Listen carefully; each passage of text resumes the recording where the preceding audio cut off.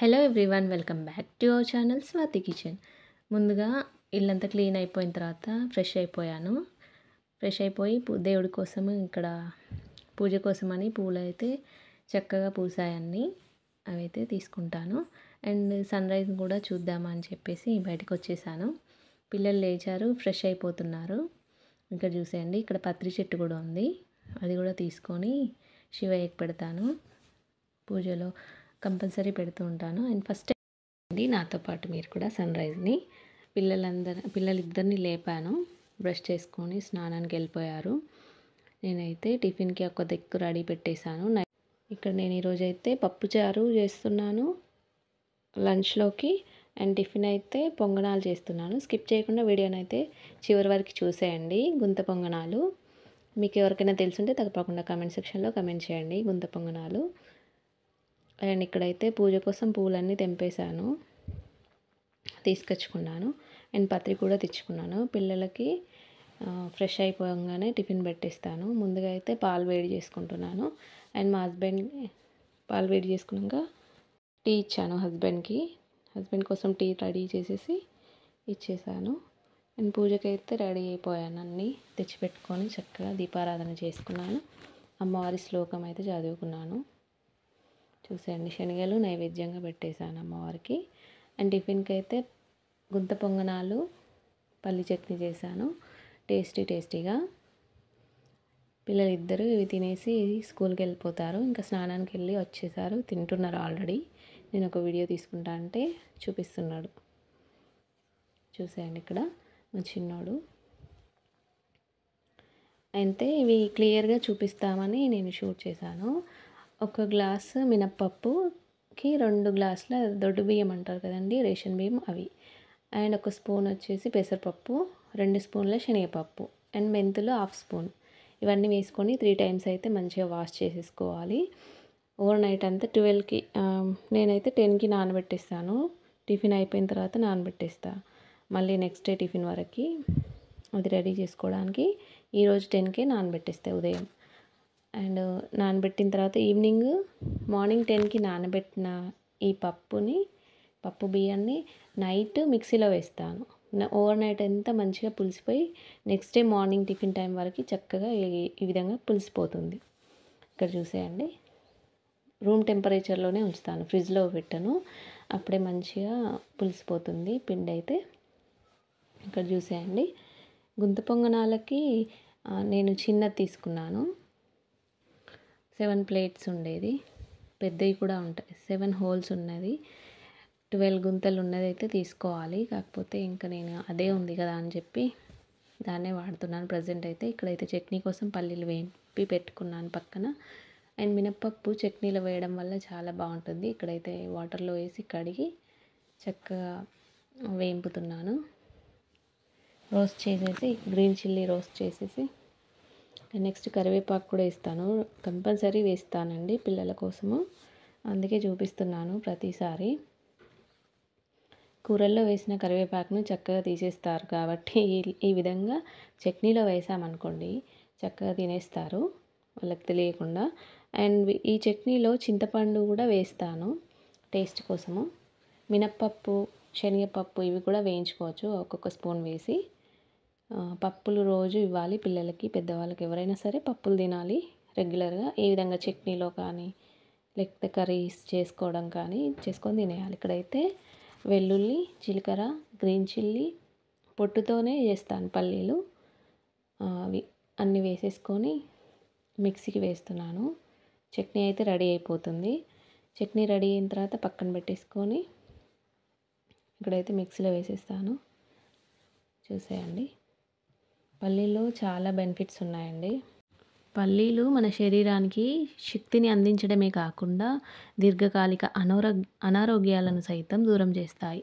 ఎలా అని మీరు అనుకుంటే పల్లీలు తినడం వల్ల కలిగే ఆరోగ్య ప్రయోజనాల గురించి తెలుసుకుందాం. పల్లీలు తగిన మోతాదులో తినడం వల్ల మోనోసాచురేటెడ్ కొవ్వులు, ఫైబర్, ప్రోటీన్స్ ఎక్కువగా ఉండడం వల్ల పల్లీలు గుండెకు మంచిదని చెప్తారు. రెస్వరాట్రాల్, అమైనో ఆమ్లాల వంటి యాంటీ ఆక్సిడెంట్స్ని కలిగి ఉంటాయి పల్లీలు. ఇక్కడైతే గుంత పొంగనాల కోసము ఇక్కడ నేను 7 ఉన్నది చిన్నది తీసుకున్నాను. 7 గుంతలున్నాయి. 12 గుంతలున్న ప్యాన్ అయితే ఇది తీసుకోవాలి త్వరలో. నాకిప్పుడైతే ఇది ఉంది కదా అని వాడేస్తున్నాను. అయితే ఇక్కడ ముందుగా ఆయిల్ వేసుకోవాలి. అది వేడయిందా లేదా అని ఇలా చెక్ చేసుకున్న తర్వాతనే వేయాలి. లేకపోతే అవి సరిగ్గా వేగవన్నట్టు. చాలా తక్కువ ఆయిల్‌తో పొంగనాలు చేసుకోవచ్చు హెల్తీగా. ఇంట్లోనే పిల్లలకి 5-20 మినిట్స్ అంతే టైం పడుతుంది. చట్నీ ఒక 10 మినిట్స్. అంతా హాఫ్ అన్ అవర్‌లో రెడీ అయిపోతుంది టిఫిన్. ఈ పిండితో దోస కూడా వేసుకోవచ్చు.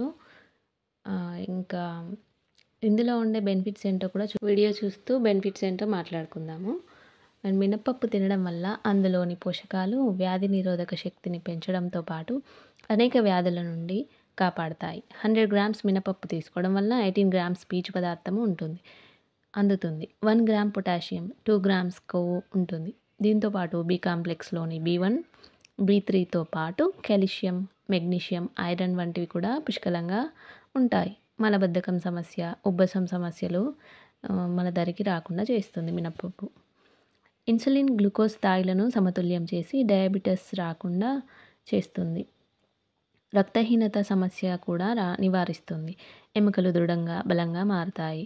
అండ్ గుండె జబ్బులను రాకుండా చేసే అద్భుతమైన గుణం ఉంది. కాబట్టి మినపప్పుని రెగ్యులర్‌గా టిఫిన్స్‌లోకి తీసుకోండి. ఇక్కడైతే మా పిల్లలు టిఫిన్ తినేసి స్కూల్‌కైతే వెళ్ళిపోతున్నారు.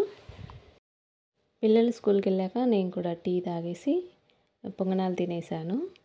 అండ్ ఇక్కడైతే పప్పు చారు చేస్తున్నాను లంచ్‌లోకి. చూసేయండి. చారు పోపు పెట్టడానికి ఇప్పుడైతే స్టవ్ ఆన్ చేశాను. చింతపండుతో చేసే చారు మీలో ఎంతమందికి తెలుసో కామెంట్ సెక్షన్‌లో కామెంట్ చేయండి.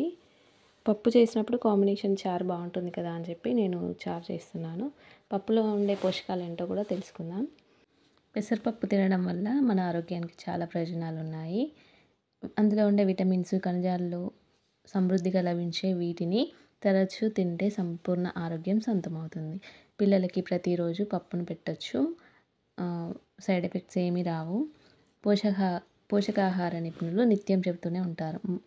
పెసరపప్పుని మన శరీరానికి ప్రోటీన్లు అందించడంతో పాటు ఇతర ఆరోగ్య ప్రయోజనాలను కూడా అందిస్తాయి. శరీరంలో ఏమాత్రం కొవ్వు లేని లీన్ బాడీ కోసం ట్రై చేసేవారికి పెసరపప్పు చాలా ఉపయోగపడుతుంది. ఏ భయం లేకుండా రోజు తినవచ్చు. బరువు తగ్గించే వారికి బెస్ట్ ఫుడ్ పెసరపప్పు.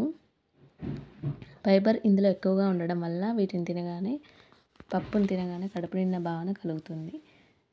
అండ్ పెసరపప్పులో vitamin B, phosphorus, potassium, magnesium వంటి పోషకాలకు నిలయంగా ఉంటుంది. Vitamin E, vitamin K, vitamin C ఉంటాయి. రక్తహీనతకు చెక్ పెట్టొచ్చు. పెసరపప్పు తినడం వల్ల ఐరన్ శక్తి కూడా వస్తుంది. హిమోగ్లోబిన్ స్థాయిలను పెంచుతుంది. ఫలితంగా రక్తహీనత సమస్య నుంచి తగ్గుతుంది. ఇంక ఇక్కడైతే పప్పుకైతే పోపు పెట్టేసుకున్నాను. చూసేయండి. మంచిగా గ్రీన్ చిల్లీ, ఆనియన్ అంతా వేగాక ఆయిల్లో పసుపు వేసుకొని ఆయిల్ అంతా కలిసే విధంగా చేసేసుకోవాలి. ఇక్కడైతే పప్పును ఫ్రెష్గా కడిగిన తర్వాత వేస్తున్నాను. చూసేయండి. పిల్లలకి ప్రతిరోజు పప్పు చారు పెట్టేయండి. No problem. ఎలాంటి సైడ్ ఎఫెక్ట్స్ ఉండవు. అండ్ ఇక్కడైతే పప్పును మంచిగా వేయించుకోవాలి, రోస్ట్ చేసుకోవాలి. ఆయిల్ అంతా పట్టే విధంగా రోస్ట్ చేసుకోవాలి. చూడండి, ఇక్కడ కరివేపాకులో కూడా చాలా బలం ఉంటుంది. అండ్ ఇక్కడైతే మంచిగా కలుపుకున్న తర్వాత చూసేయండి, ఇక్కడ కరివేపాకులో కూడా చాలా విటమిన్స్ ఉన్నాయి. నేను ఒక బుక్లో చదివాను. కరివేపాకు, మునగాకులో కెరోటిన్ ఉంటుంది. మునగాకులో కెరోటిన్ ఉంటుంది. మేక మాంసంలో విటమిన్ ఏ ఉంటుంది. ఒక రోజులో మన శరీరంలో 2400 మైక్రోగ్రామ్స్ కావాలి మన శరీరానికి. లివర్ విటమిన్ ఏగా మారి 6 నెలల నుంచి 1 ఇయర్ స్టోర్ చేసుకుంటుందంట. ఫ్యాట్